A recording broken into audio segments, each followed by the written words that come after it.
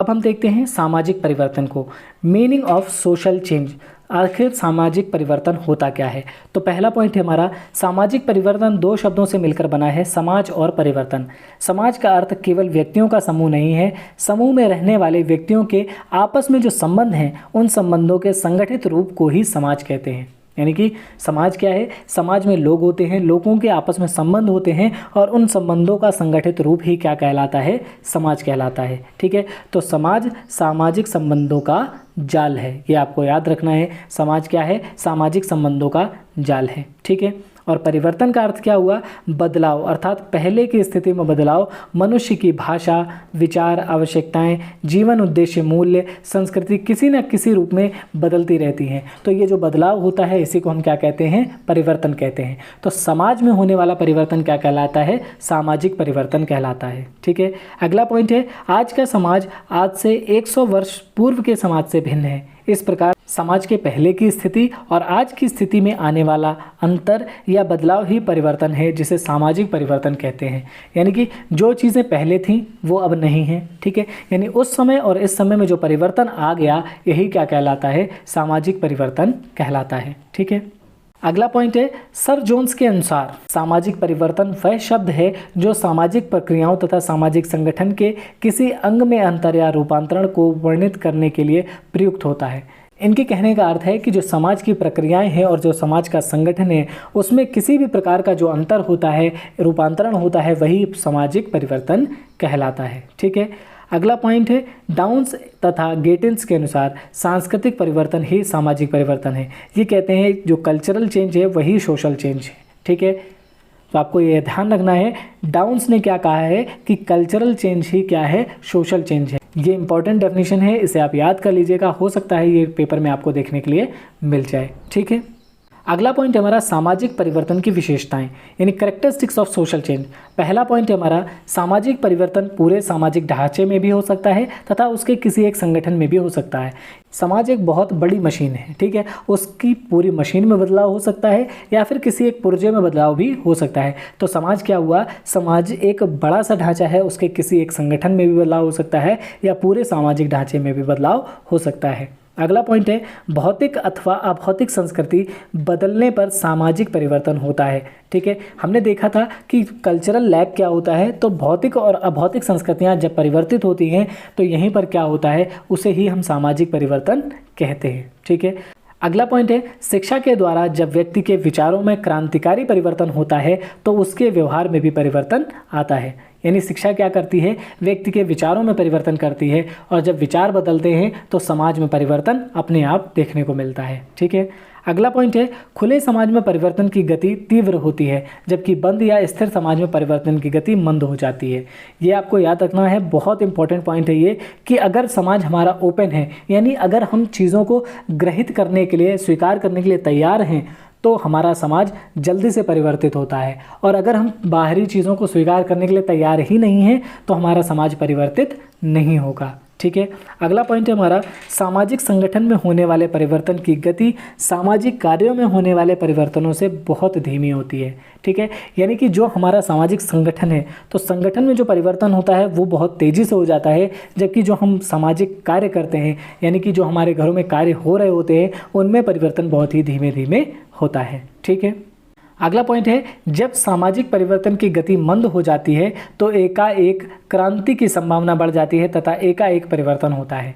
क्या होता है? जब बहुत समय तक क्या होता है, कोई समाज ऐसा है जिसमें ग्रहण करने की क्षमता नहीं है, तो क्या होता है कि वो समाज की जो गति है वो मंद हो जाती है और एकाएक फिर क्रांति होती है तो पूरी सामाजिक व्यवस्था ही बदल जाती है। जैसे कि आपने देखा होगा 1857 की जो क्रांति हुई तो उसमें क्या हुआ, समाज में परिवर्तन हो रहे थे लेकिन क्या हुआ कि उनकी गति बहुत धीमी हो गई और अचानक से क्रांति हो जाती है। ठीक है, तो यही चीज़ आपको ध्यान रखनी है। ऐसा समाज जिसमें परिवर्तन की गति मंद हो जाती है तो उसमें एकाएक क्रांति की संभावनाएं बढ़ जाती हैं, और जब भी एकाएक क्रांति होती है तो पूरा ही परिवर्तित हो जाता है समाज हमारा। ठीक है, अगला पॉइंट है हमारा, सभी परिवर्तनों का स्वरूप स्थायी नहीं हो सकता, समय के साथ साथ स्वरूप में परिवर्तन भी होता है।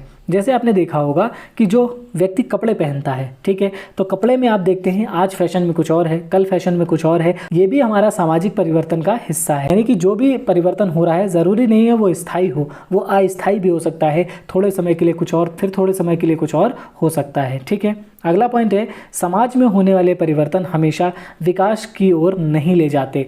कभी कभी कुछ परिवर्तन समाज में अवनति का कारण भी बनते हैं, ठीक है। जैसे क्या होता है, समाज में कुछ इस तरीके का परिवर्तन हो गया जो क्या कर रहा है, आपके अंदर नफरतें फैला रहा है। तो इससे क्या होगा, समाज हमारा किस तरफ जाएगा, अवनति की ओर जाएगा, ठीक है। तो विकास की ओर हमारा समाज ना जाकर के किधर की ओर जाएगा, अवनति की ओर जाएगा, ठीक है। अगला पॉइंट है, सामाजिक परिवर्तन का रूप नियोजित व अनियोजित भी हो सकता है। यानी सामाजिक परिवर्तन दोनों तरीके से हो सकता है, यानी नियोजित यानी उसके लिए प्लान करा जाए, या फिर वो अनप्लान्ड भी हो सकता है। सामाजिक परिवर्तन के लिए दो कारक जिम्मेदार होते हैं, ठीक है। अगर लोग चाहते हैं कि परिवर्तन हो तो परिवर्तन कैसा होगा, प्लान्ड होगा। और अगर लोग नहीं चाहते कि परिवर्तन हो, परिवर्तन तब भी होगा लेकिन वो अनप्लान्ड हो जाएगा, ठीक है। तो आपको याद रखना है कि सामाजिक परिवर्तन नियोजित भी हो सकते हैं और अनियोजित भी हो सकते हैं। अगला पॉइंट है हमारा, पहले की अपेक्षा आधुनिक समाज में परिवर्तन अधिक होता है तथा स्वाभाविक व सामान्य ढंग से होने वाले परिवर्तन हमारे विचारों तथा सामाजिक संरचना को प्रभावित करते हैं। हमें याद रखना है कि जो पहले होता था, पहले में क्या होता था, आधुनिक समाज में जो परिवर्तन होते हैं वो बहुत तेज़ी से होते हैं, जबकि जो हमारे नॉर्मल चीज़ें होती हैं, यानी कि जो हमारे विचार होते हैं, ठीक है, हमारा जो सामाजिक संरचना होती है उसमें धीमे धीमे परिवर्तन होता है, ठीक है। तो आपको ये याद रखना है कि आधुनिक समाज में परिवर्तन तेज़ी से हो जाता है, लेकिन हमारे विचार और जो हमारा सामाजिक संरचना है उसमें परिवर्तन धीमे धीमे आता है, ठीक है।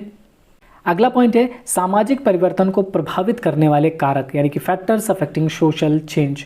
पहला पॉइंट है हमारा, प्राकृतिक या भौगोलिक कारण, नेचुरल या जियोग्राफिक फैक्टर। जो भी हमारी भौगोलिक स्थितियाँ होती है वो भी हमारे परिवर्तन का कारण बनती हैं। जैसे मान लीजिए कोई इलाका है वो गर्म इलाका है, तो अभी वहाँ पर कपड़े किस तरीके से पहने जा रहे हैं, गर्मी वाले कॉटन कपड़े पहने जा रहे हैं।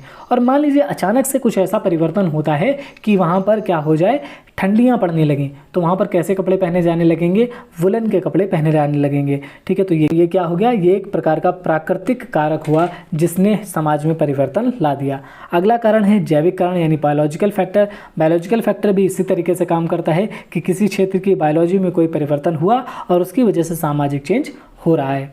अगला है जनांकिकी कारक, यानी कि डेमोग्राफिक फैक्टर, यानी कि किसी क्षेत्र में रहने वाले जो लोग हैं अगर उनकी सोच में बदलाव आ रहा है तो उससे क्या होगा, ये एक जनांकिकी फैक्टर हो जाएगा, जिससे भी क्या होगा, बदलाव हो जाएगा हमारे समाज में, ठीक है। अगला है टेक्नोलॉजिकल फैक्टर, यानी अगर हमारी टेक्नोलॉजी एडवांस होती है तो हमारे समाज में परिवर्तन अपने आप दिखाई देने लगता है। जैसे कि मोबाइल जब लोगों के पास पहुँचा तो धीरे धीरे करके अब वो सबके पास पहुँच गया, और ये क्या है, उसने हमारे पूरे समाज को बदल के रख दिया है, ठीक है। अगला पॉइंट है हमारा सांस्कृतिक, यानी कल्चर की वजह से भी।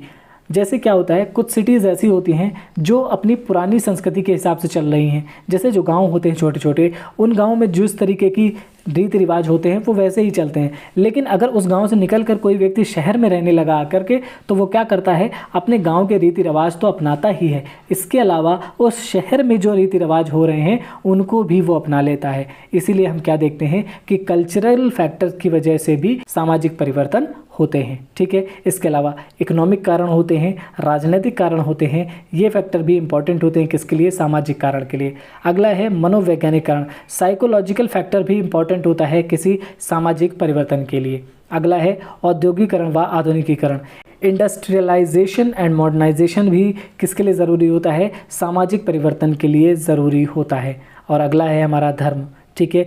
धर्म हर चीज़ को प्रभावित करता है, वैसे ही सामाजिक परिवर्तन को भी धर्म प्रभावित करता है, ठीक है। तो ये सारे क्या थे, सामाजिक परिवर्तन को प्रभावित करने वाले कारक थे। आप इन सभी कारकों को पढ़ लीजिएगा। आपके एग्जाम में हो सकता है पूछ लिया जाए कि सामाजिक परिवर्तन को प्रभावित करने वाले कारक कौन से हैं या कौन से कारक नहीं हैं, ठीक है। तो उम्मीद करता हूँ आपको पूरा लेक्चर अच्छे से समझ में आ गया हो। अगर कोई भी प्रॉब्लम बची हो तो आप मुझे कमेंट करके बता सकते हैं, और अगर अभी तक आपने हमारे चैनल को सब्सक्राइब नहीं किया है तो सब्सक्राइब कर लीजिए, साथ ही साथ शेयर करना बिल्कुल ना भूलें।